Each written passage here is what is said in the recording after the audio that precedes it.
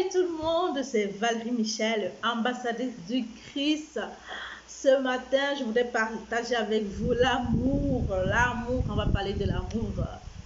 Comme j'ai un oncle qui aime bien dire, l'amour, l'amour, toujours l'amour. Oui, ce matin, on va encore parler de l'amour, car c'est la base de tout. Oui, l'amour, c'est le, comment on dit encore, le noyau ou le cœur du fruit.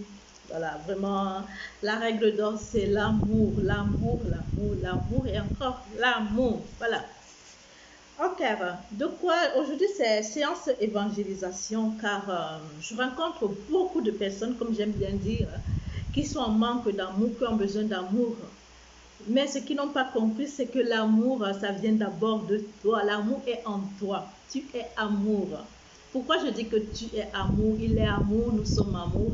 Nous le sommes parce que quand nous devenons fils de Dieu, oui, quand tu deviens une nouvelle créature, quand tu reconnais le Seigneur Jésus comme ton Seigneur et ton Sauveur, tu deviens nouvellement né, comme il a dit. Voilà, et quand tu es né de Dieu, tu es amour. Pourquoi quand je dis que tu es né de Dieu, tu es amour? Tout simplement parce que Dieu est amour. Voilà, les chats font comme enfants les chiens font comme enfants les chiots, voilà, les chatons, les chiots, comme les hommes font des enfants les hommes. De même, quand tu nais de Dieu, tu es enfant de Dieu, tu es amour, car Dieu est amour. Vraiment, c'est un principe que nous devons comprendre, c'est fondamental, c'est la règle d'or, disons comme ça, c'est la règle d'or. Car je vais lire avec vous quelques passages, car beaucoup veulent l'amour, beaucoup cherchent l'amour, beaucoup pensent donner de l'amour également, et pourtant, ce n'est pas de l'amour. Donc, il faudrait d'abord qu'on sache qu'est-ce que l'amour. Qu'est-ce que l'amour? Cherchons à connaître. Quand on sait qu'on est enfant de Dieu et qu'on est amour, voilà, ne te dis pas juste que tu donnes déjà de l'amour, non. Va chercher à savoir vraiment ce que c'est que l'amour et comment vraiment te donner de cet amour à toi d'abord, car quand tu vas posséder de l'amour, c'est à ce moment-là que tu vas pouvoir donner de l'amour. Je vais lire avec vous quelques passages bibliques qui parlent de l'amour, surtout 1 Corinthiens 13, voilà, qui est trop puissant. Je vais lire juste du verset 4 au verset 7. Mais vraiment, je vous invite à lire tout ce chapitre-là. L'amour est patient. Il est plein de bonté. L'amour n'est pas envieux. L'amour ne se vante pas. Il ne s'enfle pas d'orgueil. Il ne fait rien de malhonnête. Il ne cherche pas son intérêt. Il ne s'irrite pas. Il ne soupçonne pas le mal. Il ne se réjouit pas de l'injustice. Mais il se réjouit de la vérité. Il pardonne tout. Il croit tout. Il espère tout. Il supporte tout. Donc vraiment, je vous invite à vous examiner. Si vous avez quelque chose qui manque de ça, rectifiez. Car votre amour n'est pas parfait. Nous, personne de nous n'est parfait. Mais parce que nous sommes nés de nouveau, parce que nous sommes devenus enfants de Dieu, alors nous avons l'obligation de tendre vers l'amour parfait du Père. Et pour tendre vers cet amour, il faut connaître ce que c'est, comment... Parce que cet amour est manifesté. Tout comme Dieu l'a manifesté, nous aussi nous devons manifester l'amour. Comment est-ce que Dieu a manifesté son amour? Il a manifesté son amour pour nous en envoyant son Fils unique mourir pour nous. Christ est mort pour nous. Raison pour laquelle il a dit, aimez-vous les uns les autres comme je vous ai aimés. Comment est-ce que Christ nous a aimés? Il nous a aimés au point de mourir pour nous sauver, pour nous racheter, voilà, pour nous libérer. Oui, pour nous libérer des oppressions, pour nous délivrer des jougs qui pèsent sur nous. Car il faudrait savoir, beaucoup de gens, quand on parle de jougs, quand on parle de délivrance, ils vont chercher trop loin et pourtant chercher en vous. On est délivré des addictions.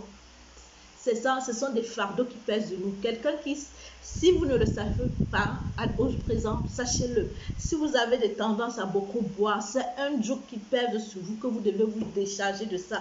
Et Christ est là, il vous a libéré de ça. Quand tu as conscience de ça, tu t'en libères. Mais tant que tu n'en as pas conscience, tu crois que c'est plus fort que toi. Et pourtant, Christ a vaincu le monde. Donc, Christ a vaincu tous ces jougs là qui pèsent sur nous, comme ça peut être la colère, comme ça peut être la médisance, comme ça peut être l'esprit méchant, mauvais, quoi. Penser toujours mal des gens, car on a dit ici là, l'amour ne soupçonne pas le mal. Donc si tu es une personne qui soupçonne très souvent les autres de vouloir te faire du mal. Sache que tu n'es pas dans l'amour, tu n'es pas en train de marcher dans l'amour.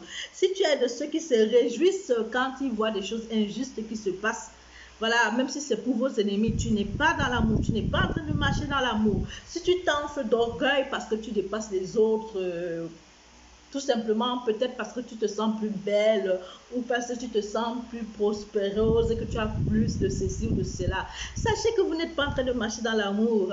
Examinez-vous, examinons-nous. Voilà, si tu es impatient, si tu ne connais pas être patient, si tu ne connais pas attendre, car Dieu fait tout au bon moment. Si tu ne connais pas attendre, sache que tu n'es pas en train de marcher dans l'amour. Si tu n'es pas bon, si tu veux toujours, tu aimes quand les gens se trompent, tu aimes quand les gens se font du mal, voilà, tu n'es pas dans l'amour, car tu devrais être plein de bonté. Tu n'es pas envieur, hein?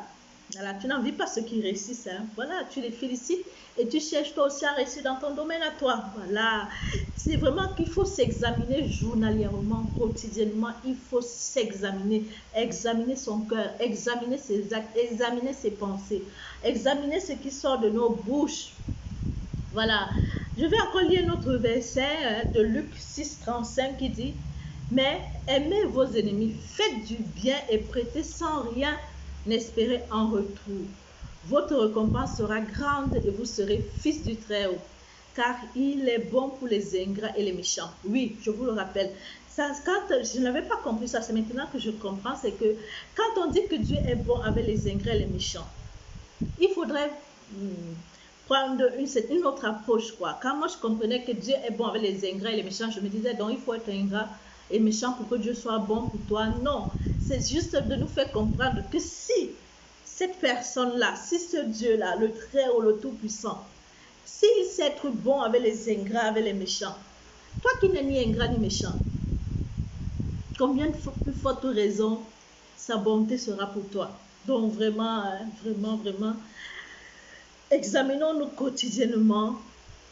Cherchons à comprendre de quel amour parle-t-on, de quel amour parle-t-on.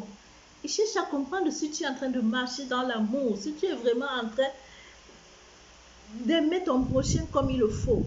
Car tu peux penser aimer, hein, et pourtant peut-être que tu es dans l'erreur, peut-être que tu n'es pas, voilà. Car ce qu'il faut savoir, c'est que ce que j'ai compris et c'est que vraiment ça nous rend léger la vie, c'est que tu ne peux pas aimer de toi-même, non. Ce qui te donne la force d'aimer, au-delà de ce que tu aimes, hein, au-delà de ceux qui te sont proches, donc d'aimer ton ennemi, d'aimer les gens qui te détestent, d'aimer les gens qui te médisent, de prier pour ceux qui te veulent du mal.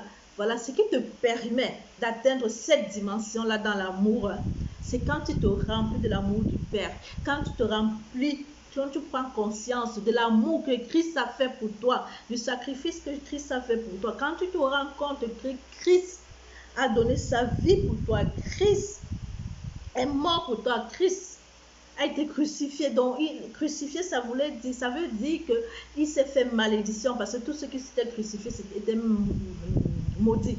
Donc, il s'est fait malédiction pour que toi, tu prennes, pour te redonner à toi les bénédictions. Quand tu comprends ça, donc toi aussi, quand tu prends conscience de ça, c'est là maintenant que tu remplis de cet amour que tu as reçu. C'est comme ça que tu seras capable de donner également le même type d'amour aux autres. Mais si tu ne prends pas ça, si tu comptes sur tes propres forces pour pouvoir donner de cet amour-là, ce serait vraiment pas possible, parce que humainement, ce n'est pas possible. Quand on parle d'humainement, on parle de la chair.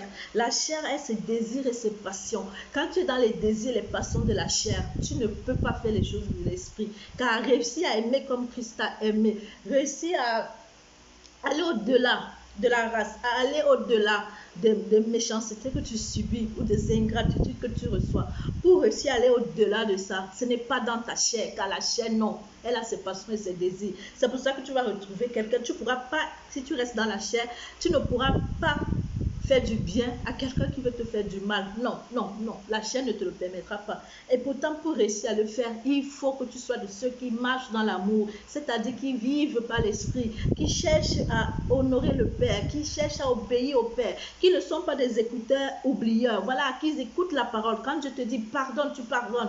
Quand je te dis sois dans la joie, tu es dans la joie. Quand tu lis et que tu comprends que Dieu dit, j'ai vaincu le monde. Tu prends ça, tu sais qu'il a vaincu. Oui, tu reçois, car tu sais qu'il a vaincu. C'est ça.